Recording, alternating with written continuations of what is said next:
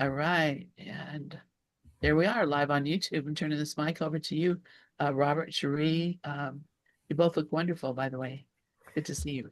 They really look great, don't they? They look All so, right.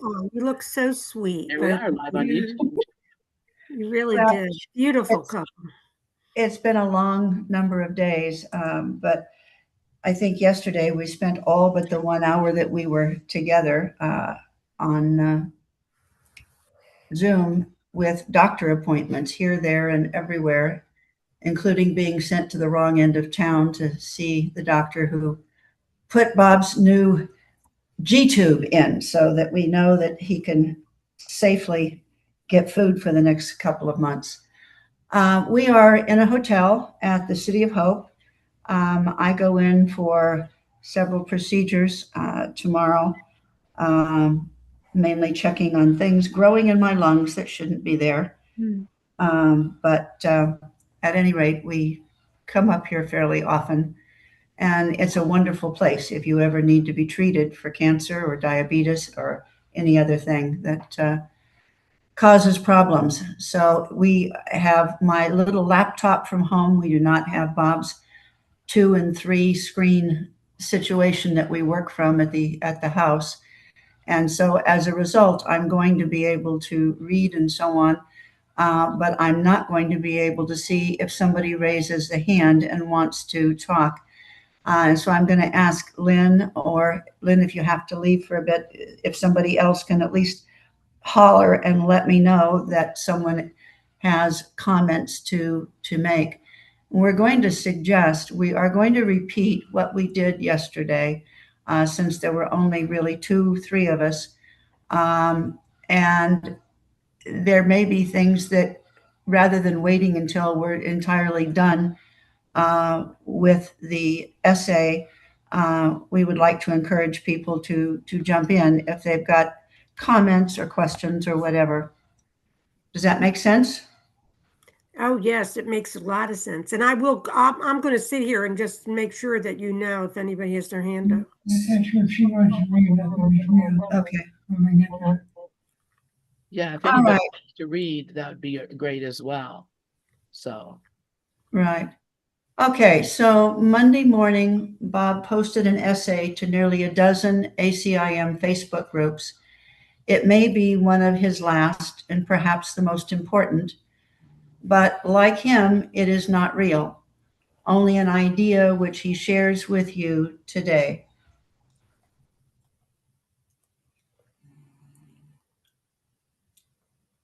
Nothing I see is real. Only the, okay. And we'll let somebody else read it if they want to. Okay. I just gotta get rid of this. Oh, nuts. Hang on a I'm second. not used to doing anything on one screen. I lost the share. Oh, it says that you're still. You have all right. to, Yeah, you yeah, might have to be admin. yeah, Okay. yeah, you've got it back. Yeah. Okay, so let me get to here.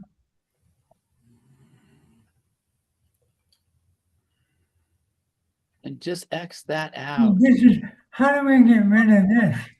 Okay, just go down here and say allow on every visit.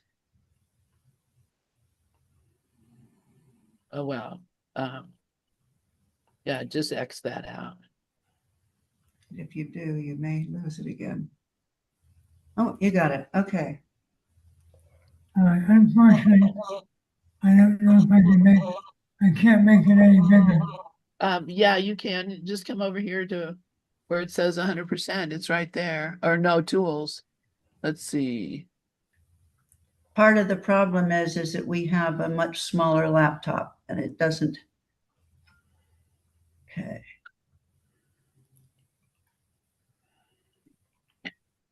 We're under tools. Oh, because yeah, you go under view. Right there, you just passed it. Right there. Okay. There. Okay, view and then zoom. Just give it a minute. It'll take a Oh, sec. there. Okay. Yeah. There you go. There we go. All right. Sharon, do you want to read this? Yeah, I just need it to be a little bigger. Can you get it a little bigger, Cherie? We're going to try. Okay, yeah, Take zoom it your up to time. We're all patient. God's teachers are always patient. Come sideways when you come straight over and then down. There down, we down. go. There you go. Here it goes. Okay. Now, Cherie, when I say like bring it up, I'll just go like this. Anyway. We can't see you. But when We you can't This see looks anything really except the good. I screen. mean, okay, this looks so good. All right. Nothing I see is real. Only the idea it represents. If this were my final essay, I would not try to convince you of anything.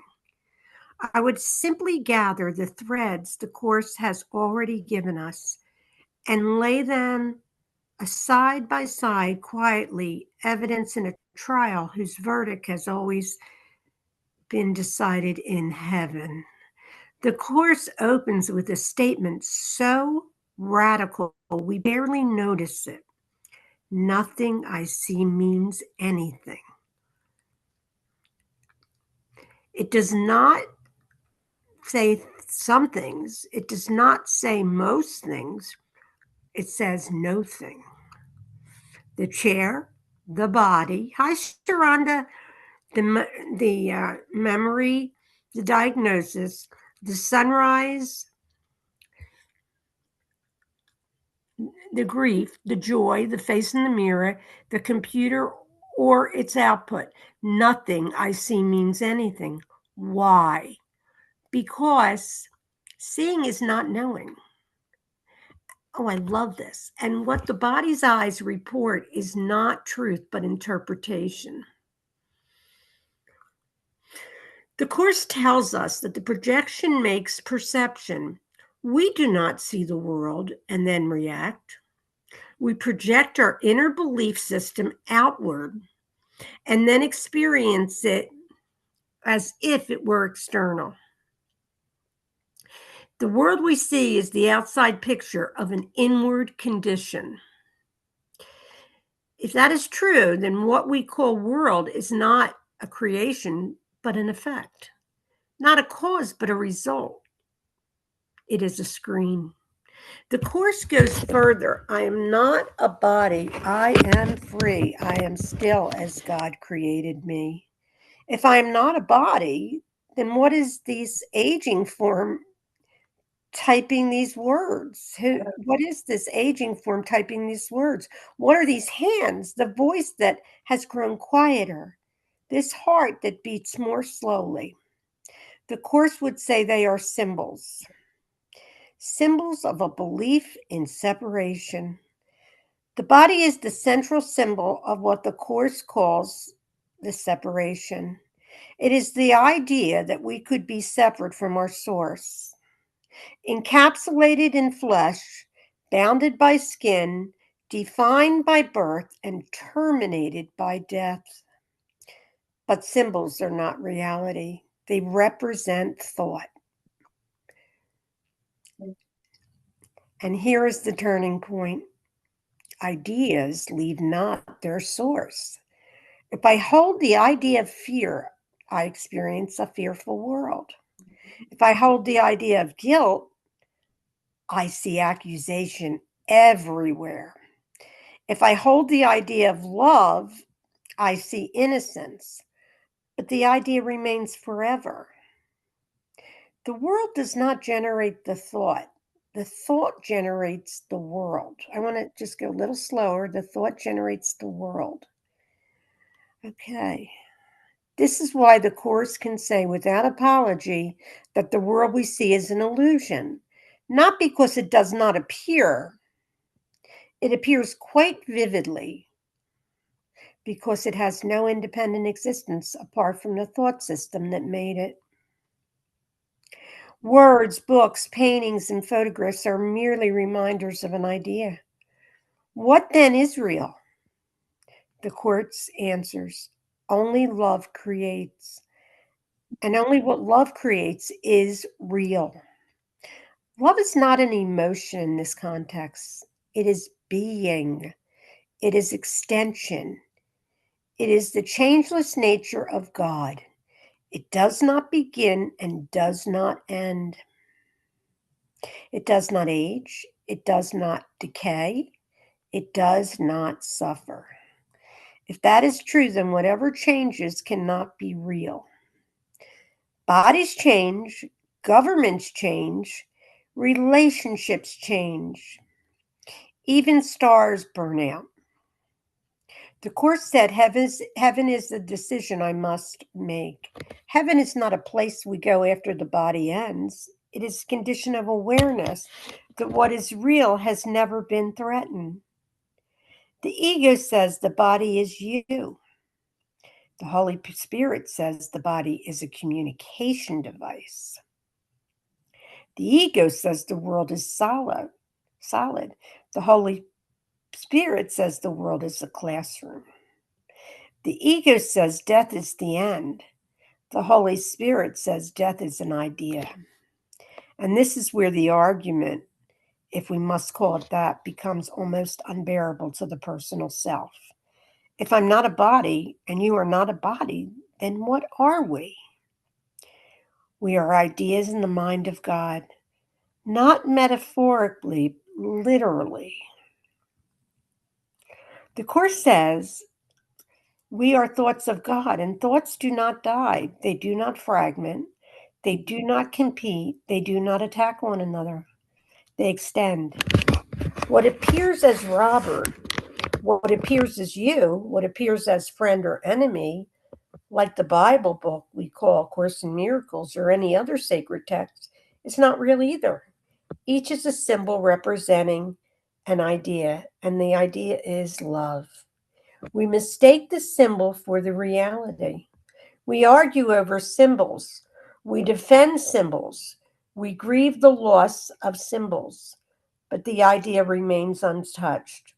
When the Course says, I could see peace instead of this, it is not suggesting we decorate the illusion more pleasantly.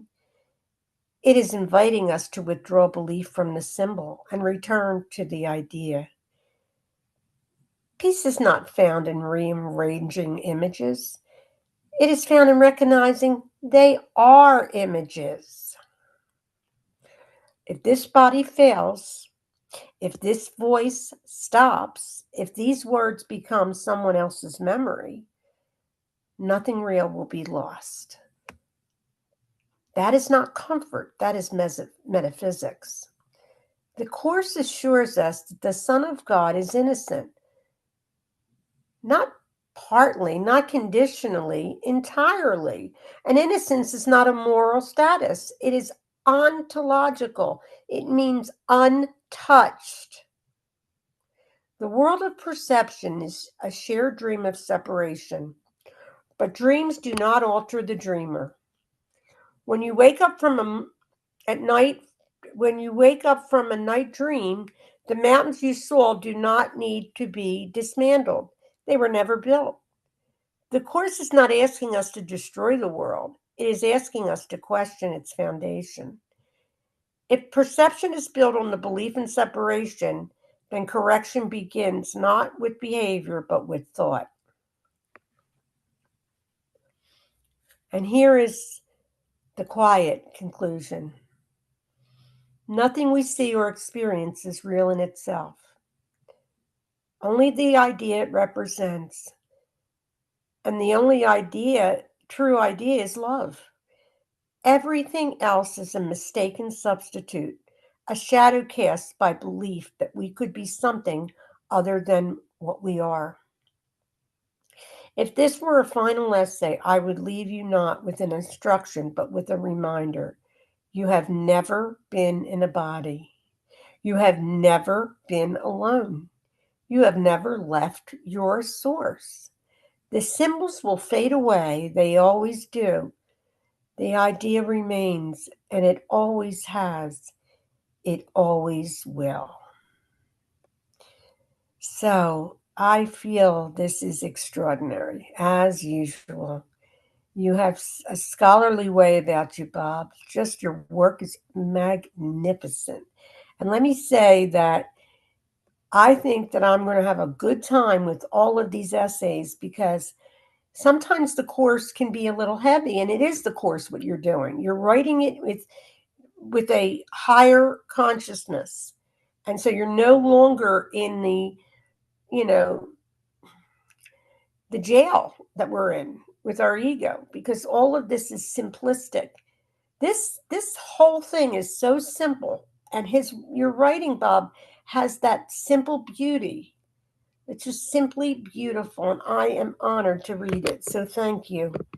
And with that, I'm going to ask anybody else that wants to share. We welcome anybody sharing. Okay. This stuff is amazing. Now, we can't see hands or anything. No, Rafi has one, and then Sharanda. Okay, I'll do that. I can do that. Okay, Rafi. The peace that I'm experiencing now, having gone through this material and letting go whatever came up to leave, is indescribable. I just wanted to share it. It's obvious that it is reality. Thank you, Rafi. Thank you. Yeah, I'm jumping in. So when Sharon said the simplicity of your expression, the thought I had is like it's so free of, it's unencumbered. The truth, truth. The message is so unencumbered by extraneous kind of nothingness. So it's just this pure, beautiful message, and it really penetrates. And I've had a wonderful day with study, and this just feels like the icing on the cake, the exclamation point. I'm grateful to be with you. Thank you. Thank you very much. Yeah. Thank you. All right. Is there anybody else who wanted to add, Sharon? No, I don't see anyone else. Okay. Then the next I'm going to take on, and that is the avalanche of blame. Explain why. Explain why. Oh, to close this. No. Oh, I'm sorry. Remembering that nothing we see is real, and considering all the snow much of the USA has been experiencing, we felt that this essay might also be fitting. I'm sorry. I can't read.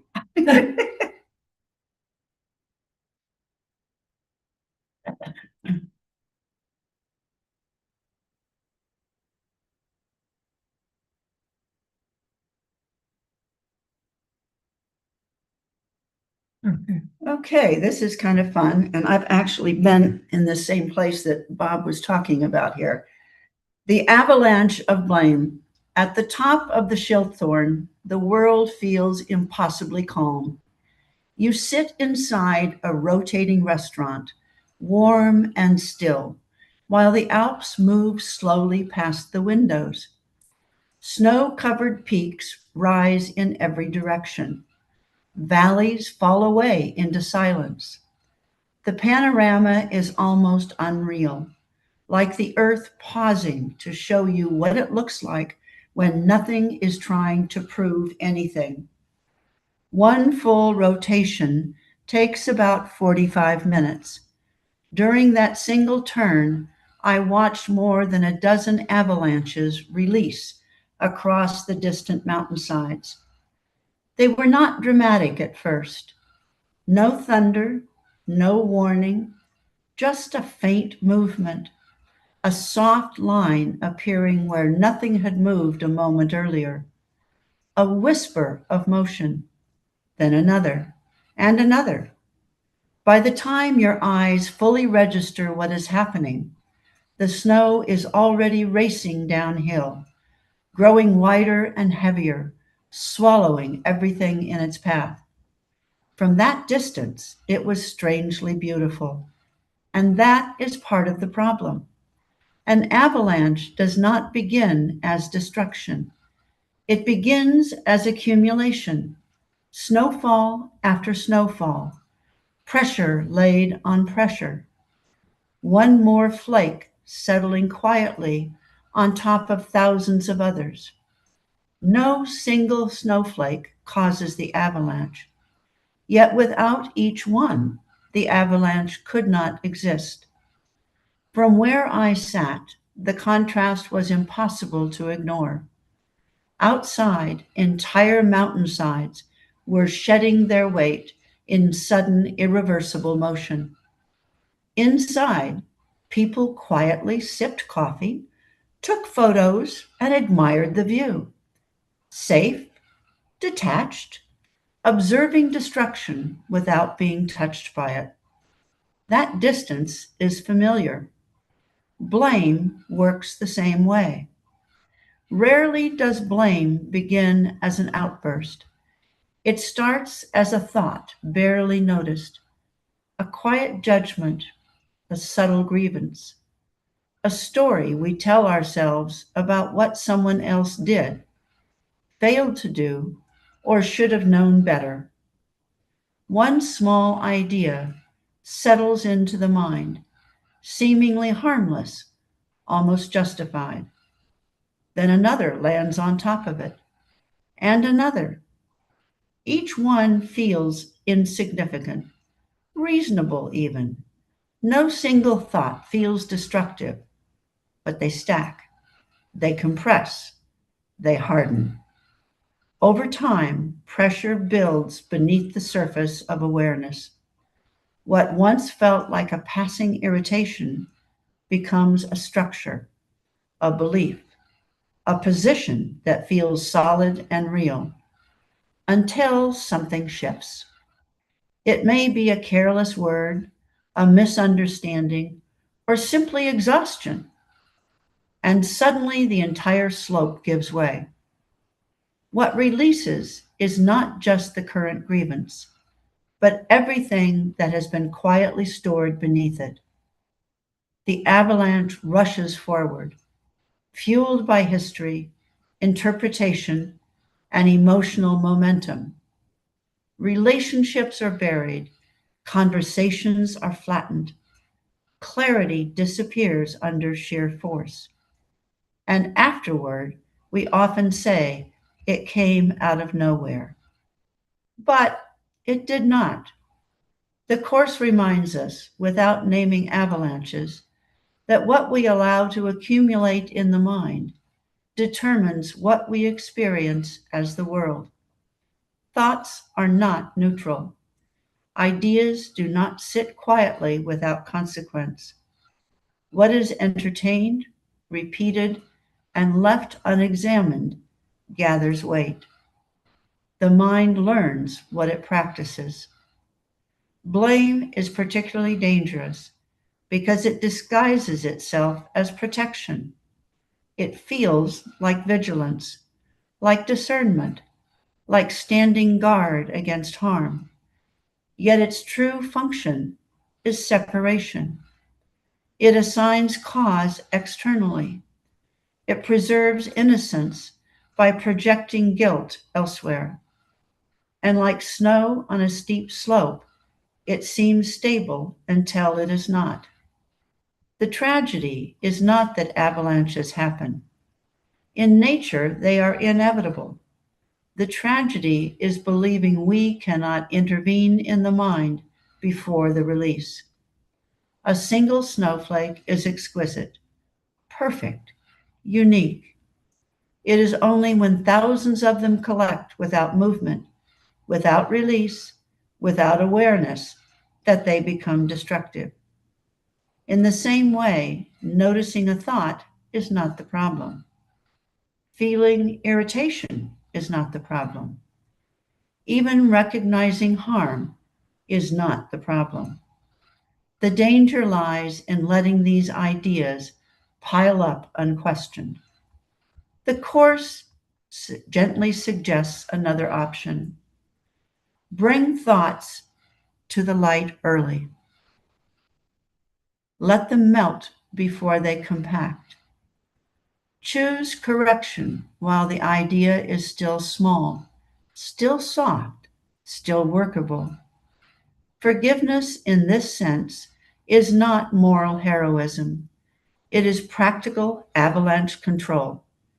It is the deliberate release of pressure before it becomes catastrophic. Standing atop the Shilthorn, watching those distant cascades of snow, I was struck by how little it took to change everything. A subtle shift, a release at the wrong point, and the mountain decided for you. The mind is no different. The moral is not to fear snowflakes or thoughts or even blame when it first appears. The moral is simple and urgent. Do not let the potential for destruction accumulate. Attend to the mind while the slope is still quiet. Because once the avalanche begins, beauty turns to force, and force leaves very little standing in its wake. And like the mountains, we rarely get to choose when the release comes.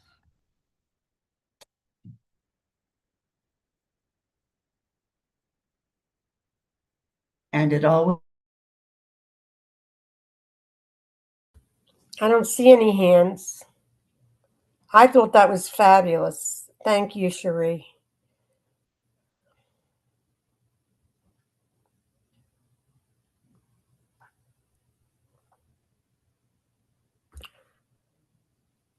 I'll comment. This is Deb. Hi, I'm Deb. so grateful to have heard that last story or essay, and as well as the first one. And this thought has not left me all day. It started this morning when I was listening to the Tuesday with Friends and the reading and the Mickey Singer talks that we were doing. It's what if I knew that every thought produced more? And I was going to say it more like you. What if you knew that every thought produced more? What would you think? And I've been just contemplating and ruminating on that. And it brings me to silence, for one thing. But it also helps me to really embrace the love I want to experience or live in or share or generate, or God's love or the oneness, the heaven that I want, the peace of God that I want. If that's all I could ever think about, what a difference it would make. Like if every thought produces more. The Course says we're too tolerant of mind wandering. And I'm just catching it. That's all. I'm just catching it. I'm just looking at it and I'm catching it. And I'm like, holy moly. That's all I wanted to share. Oh, Cherie's up now. No, Rafi and then Cherie. Okay. Yeah, what came up to me is that if I dissolve every snowflake, every thought as it comes up, then there can be no accumulation and no avalanche. And so I continue to monitor and witness the thoughts and dissolve them as they arrive, because they have no importance unless I give them importance and unless I identify with them. And if I realize that's just another thought and allow it to dissolve, there can be no accumulation. And that's all I wanted to share. Thank you.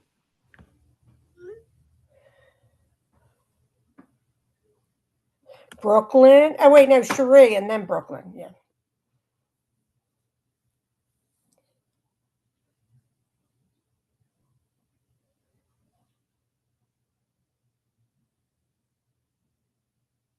You're muted. You're muted. Explain. Okay, thank you. Explain what happened. We evidently got disconnected either in the middle or at the end. We don't know. Did you hear the whole essay?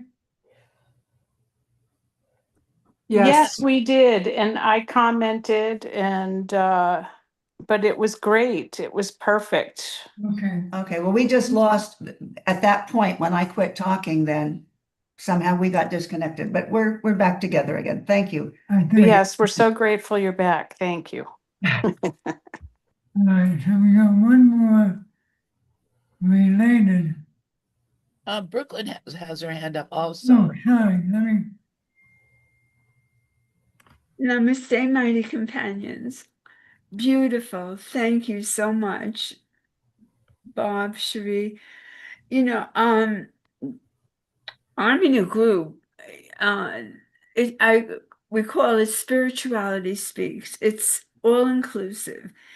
And what this reminds me of, it's called NAMI, National Affiliation of Mental Illness. And this one woman who's bipolar, she was sharing about, how she learned to hear the voice of God, not the sickness. And oh my God, that blew me away. You know, yeah, we learned to hear the voice of God, not the sickness, not the sickness of the world. And I want you to say something else, but it flew out of my head. I'm sorry. I'll think of it later. Thank you. Oh, Rico. Hey, good evening, family. Poppy, I'm on Zoom. I'll call you back. Sorry. Bob and Sherry, thank you so much. Sherry, Cherie. okay. That was beautiful. I really got caught up in that visual. That was beautiful.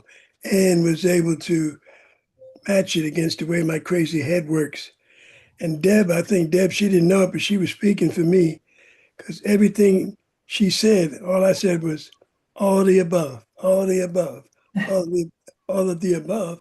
Because if that's all I could think about is my connection and my love of the infinite one, I'd never have any crazy problems like I do. I mean, they're not really problems, but I get scatterbrained sometimes. But that is really a centering thought, and how I'm going to picture myself as a snowflake tumbling down the hill, if you've ever seen a chocolate snowflake. But be that as it may, that visual, Rob, really, really touched me deeply. And Deb, I don't know how she got into my thoughts, but all the above, Deb, all the above. If that's all we have to think about, then we have no problem just being and not being scattered. So again, Cherie and Mr. Bob, thank you so much for touching my heart and leaving footprints on my soul. Thank you. Anybody else? By the way, we did not get to hear Deb because we thought we were disconnected. So we didn't hear anything. Oh, Deb, come back. Come back, Deb. Bob, Sound like that old movie, Shane. Shane, come back, come back.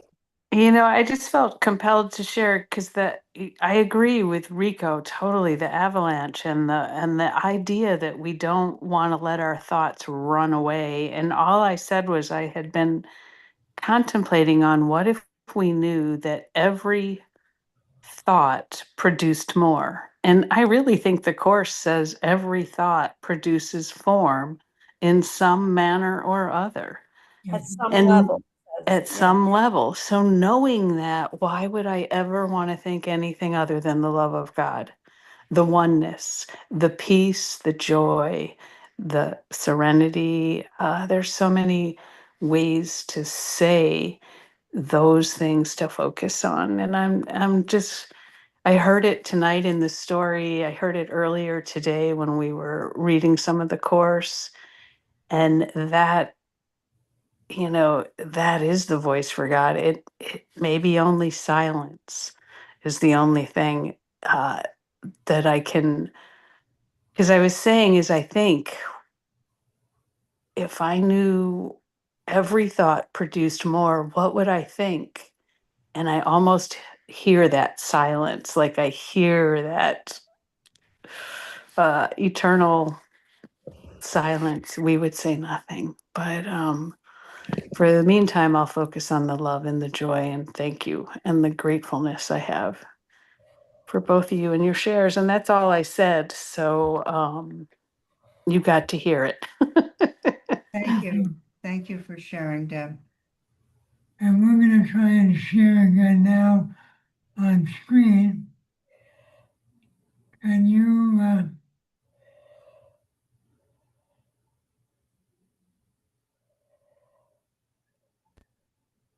This next one, hang on, okay. we got to make sure you can see it. Can they see this? Can you see what we're bringing up on the screen? Yes. Yes. Okay. It's a little frustrating because we don't have the same control that we do at home. This follows after the avalanche. It was written about several months earlier, but it fit so well with the avalanche story that we wanted to share this one as well. And now I'm going to hope I can do it. My problem is I can't get rid of this. Oh yeah, here we go. Is someone interested in reading where? I'm totally willing. I don't want to take it away from anyone. I'm on a phone too, so I can't see other people when I'm reading. That's okay. Thank you. Is that big enough for you to read? Yes, it's fine. Okay, let me get to the top. Okay. Where do we safely release the pressure we carry? Most of us know what pressure feels like long before we give it a name. It shows up as a tight chest, shallow breathing, a clenched jaw, a restless mind that can't quite settle. We call it stress, overwhelm, irritation, or fatigue. But beneath all those labels is the same experience. Something is being carried that feels heavier than it should. The usual advice is simple: vent, talk it out, get it off your chest, say it to someone who will listen. For many people, that works well enough. For others, it does not. Some of us have noticed that venting to another human being doesn't actually dissolve the pressure, it often magnifies it. The story gets repeated, the emotions get validated, the sense of being right hardens. Sometimes the burden simply transfers to someone else who now has to carry part of it with you. If we've seen this clearly, you're left with an uncomfortable question. Where does the pressure go if you can't safely place it on another person? A Course in Miracles offers an answer that is both disarming and practical. It begins by redefining what pressure actually is. From the Course's perspective, pressure is not created by people or circumstances. It is created by interpretation or perception. Pressure is the felt experience of believing you must manage the world, protect an identity, maintain control, and anticipate the future all at the same time. The weight is not what is happening, but in what the mind insists it means. This is why venting so often disappoints. If pressure were caused by events, then talking about events would make sense as a release. But if pressure is caused by interpretation, then talking about events simply reinforces the interpretation that produced the pressure in the first place. The nervous system may get a brief discharge, but the structure remains intact. There is a humorous definition of stress that captures this most honestly than more honestly than most self-help language ever does. Stress, it says, is the need to suppress the desire to slap the living hell out of someone who absolutely deserves it. It's crude, but it works because it's recognizable. What makes the line funny is not the violence, it's the honesty. Many of us have had the moment when the pressure spikes and we realize what we're calling stress is actually a tightly restrained impulse to attack, defend, or retaliate. The body feels it before the mind cleans it up. The shoulders rise, the jaw tightens, the breath shortens. Outwardly, we remain polite, functional, even spiritual. Inwardly, something very different is happening. ACIM would say this moment is not a failure, it's a revelation. Pressure is not just fatigue or overload, it's unexpressed judgment. It is the mind insisting that someone else is wrong, that we are justified in our reaction, and that something should be different. At the same time, we know we can't act on that impulse without consequences. So the energy turns inward and becomes tension. That is why venting is so tempting. We don't actually want to hurt anyone. We want validation. We want someone to agree that our reaction makes sense. Venting becomes a socially acceptable substitute for attack. Instead of slapping someone, we describe how much they deserve it. The Course does not moralize this. It does not tell us we're bad for having the impulse. It simply asks us to notice what we are doing. Suppressing the impulse without questioning the judgment behind it does not bring peace. It just turns pressure into a long-term resident. ACIM offers a third option. You don't act out the impulse and you don't vent it into the world. You bring it to the only place where it can be undone without consequences. To understand how this works, it helps to be clear about what the Course means by seeing it rightly. Seeing rightly has nothing to do with positive thinking, calming down, or convincing yourself that everything's fine. Those are still attempts to manage perception. The Course is interested in undoing perception, not improving it. The first step is recognition without defense. This is harder than it sounds. We're conditioned to either indulge our feelings or suppress them. ACIM asks for neither. When pressure arises, you don't argue with it and you don't justify it.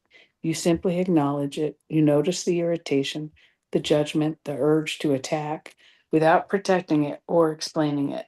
Language matters here. There's a subtle but crucial shift from saying, I'm stressed because of what they did, to saying, I'm experiencing stress because I am interpreting something as threatening or unjust. This is not self-blame, it is responsibility without guilt. That recognition alone introduces a pause. The ego thrives on immediacy. It wants reaction now. Seeing rightly creates a small gap, and that gap is where freedom begins. The second step is withdrawing meaning. ACIM teaches that nothing you perceive has meaning in itself. Meaning is applied by the mind. Stress persists because we keep supplying the same meaning to the same situation, replaying it, rehearsing it, imagining better outcomes, and proving our case again and again. Withdrawing meaning does not mean denying what happened. It means you stop insisting that your interpretation of what happened is the truth. A simple sentence like, I don't know what this means, can be enough to loosen the grip.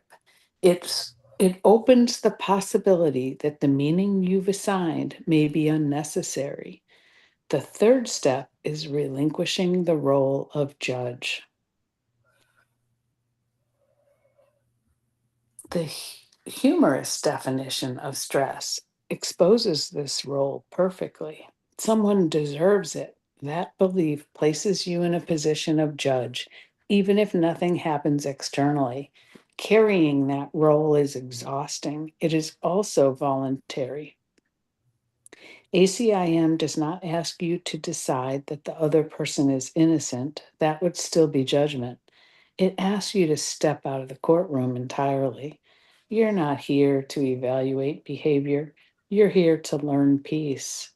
When the role of judge is relinquished, the burden of punishment goes with it.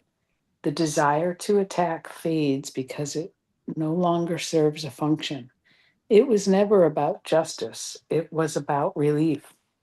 The fourth step is offering the perception, not the story.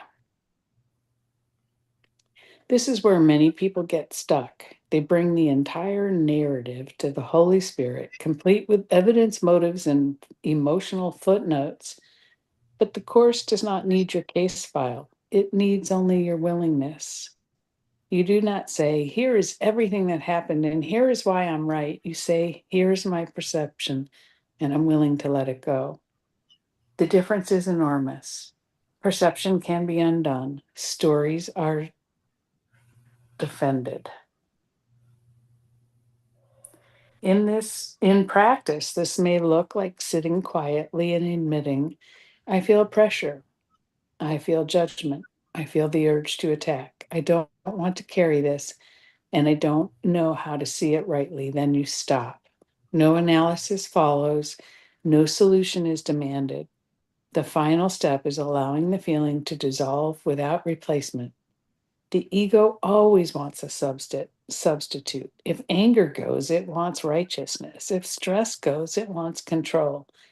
ACIM teaches that real release does not replace one interpretation with another. It removes the need for interpretation altogether. There may be a brief moment of emptiness or uncertainty. The mind may ask, if I'm not upset about this, who am I? That question reveals how closely identity has been tied to reaction. Seeing rightly means allowing that gap to exist without rushing to fill it. Over time, this practice changes your relationship with pressure. You stop asking who you can talk to about it and start asking whether you're willing to stop carrying it. The impulse to vent fades, not because you're repressing anything, but because there's nothing left that needs to be expressed. ACIM does not promise a life without pressure. It promises a way to live without being dominated by it. It replaces venting with willingness, explanation with trust, and expression with release. In the end, the relief does not come from being heard. It comes from no longer needing to speak at all. Oh, that's absolutely beautiful, Robert. And Cherie. Well, we felt that those two really went together. It started, and after we went through the one with the avalanche, I saw this one on the list, and I had never read this one before, so it came as a new one for me yesterday as well. But it started a chain, and the thoughts seemed to be linked. It started an avalanche. It started an avalanche. There you go. And we're all living with it now. It was a good choice, Cherie. Any thoughts? You know, I even like the interpretation that Keith Kavanaugh, I feel sad or whatever. I sometimes will even be more saying to myself, sadness is here. It's not me. Right, that is true. Everything here is a happening. Yeah.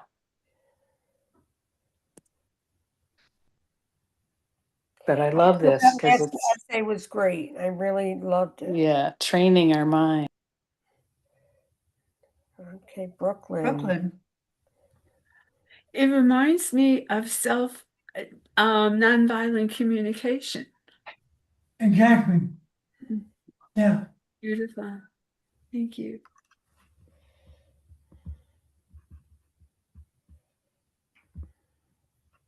Anybody else?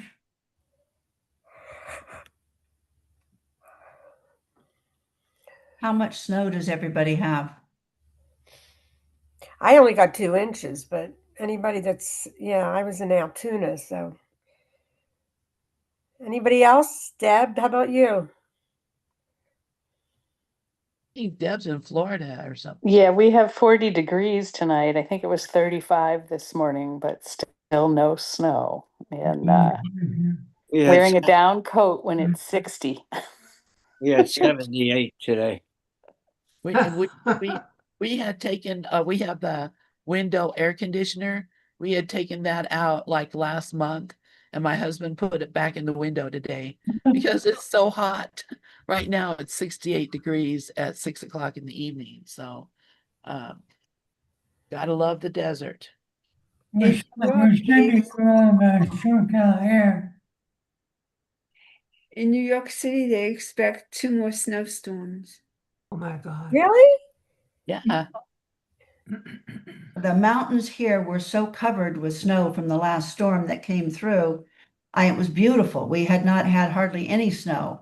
And my next door neighbor took his kids out of school and drove up there 2 days ago to go snowboarding because we haven't really had any snow all winter, even though the mountains are, normally covered with it, at least a good portion of the winter time. We've never had winter here really this year.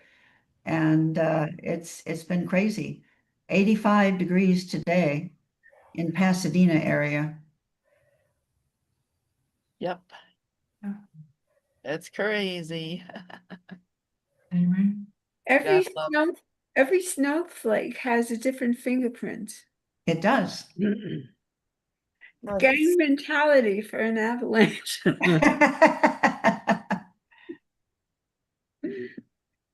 Any other thoughts? I just think his work's outstanding. It just blows me away. thank you. Just blows me away. And we will probably not be around for another maybe 48 hours. So I might get to drop in a little bit on Thursday morning, but or late Thursday, because we won't go home until Thursday. Tomorrow is all day of procedures. Yeah. So my love to all of you. Thank you for If I listening. may, I'd just like to say how grateful I am to be in this holy company. Me Our too. collective consciousness keeps rising and raising and raising. And it's such a blessing. Thank you. I swear that this group is what got me back into A Course in Miracles. I had been dormant for years, and all of a sudden, I feel like I just exploded. Isn't that amazing? It is amazing. I love it. Think about it. He stopped reading it, then he came to our group, and then he went back to it, and he's an advanced teacher of God. So look at that. Well, we all are. Rhonda has her hand up. Yeah, Sharonda, please Yeah, go. I was going to add, this is so interesting because in many ways, my mind is not active right now. I'm just very aware of a presence or a shared something in my system, but not just mine. It's such a lovely place, and I'm so glad to be a part of it and to share it with all of you. And yeah, a different kind of experience. I'm not so, except for what I'm speaking, my mind is in another place. My thoughts are in another place. I don't have language for it. The higher mind. Yeah, It is. It's the I higher put something in the chat the other day that basically said the same thing. At one point, I realized I don't believe my story anymore. I've given up my story. Yeah. I just am. Well, we all want to get there because our It's stories are. not the truth. Mm. It's not the Right. truth. It's not who you are. Yeah, the story's not the truth. There's like no our story. All this that we sometimes talk about is not to me, it's not my sadness. It's the sadness that is the conditioning or the level of whatever with the human thought, that's this experience of separation. It's not even there, it never happened, and it's not mine. Though I tend to say I feel sad. No, it's the sadness that is Here. human consciousness. Or it's interesting to start separating that out and begin to recognize it's not mine. I'm one with God.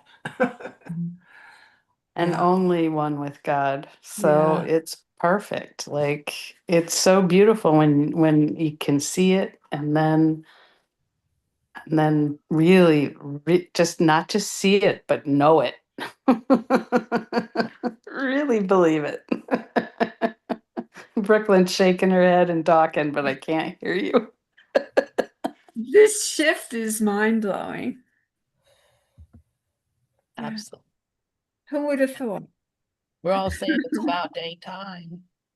It's about dang time. Yeah.